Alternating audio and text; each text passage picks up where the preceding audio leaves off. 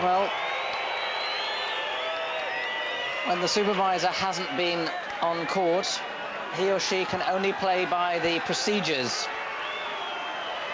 And he went to the umpire and asked whether the umpire was satisfied that the decision was as good as he could make it.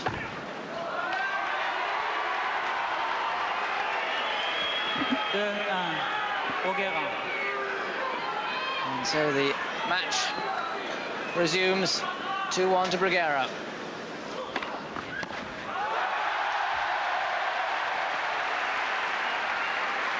And Bruguera must hope he wins this fourth set tie-break, because the surge of support for Larsson, if he doesn't, will be pretty powerful. Larsson's fifth ace.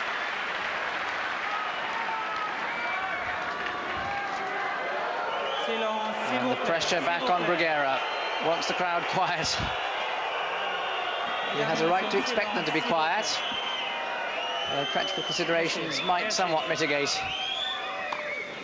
that. 2-3.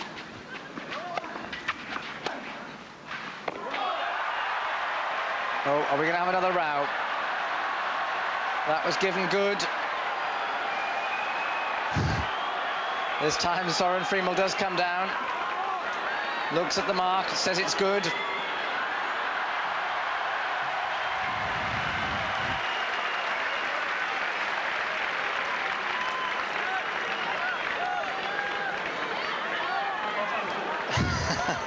Well, again, if you had to call that on the basis of television, you'd have to say that was out.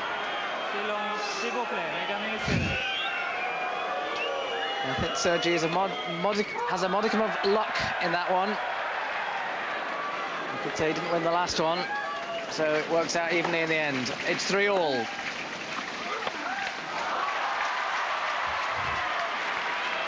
It's 4-3. It's nothing if not dramatic.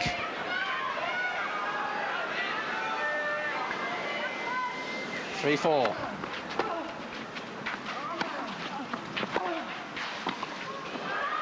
Always pushed it into the sidelines, and that could be the decisive error.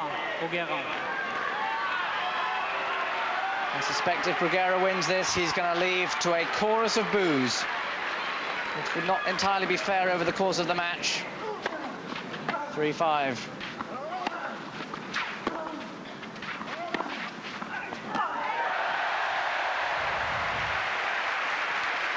One could argue the rights and wrongs of Bruguera's course of action.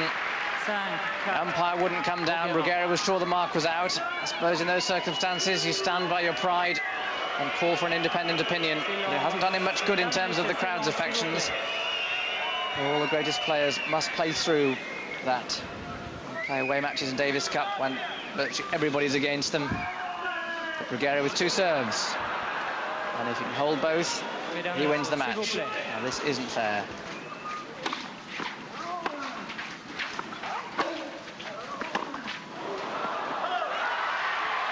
A careless forehand from Larsson. Two more match points for Sergi Bruguera, the first one on his own serve. 2 hours, 32 minutes played. He's pushed it long. And as expected, the boos come over the course of a very dramatic match. That is unfair.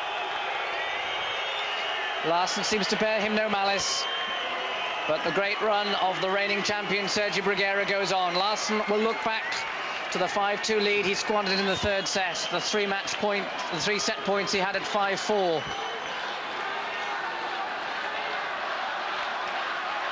But at the end of the day, Sergi Bruguera has proved, not for the first time, that he is not just a clay court player, he's also a champion. And he goes into the quarterfinals to play Renzo Furlan of Italy, the man who's put out Scott Draper of Australia in straight sets.